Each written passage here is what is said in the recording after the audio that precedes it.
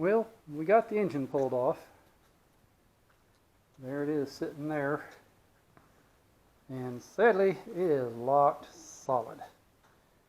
I'm going to throw some transmission fluid down inside the spark plug holes. It didn't even have spark plugs in it. So, you know this thing's got full of water. So it's probably not salvageable. I don't know.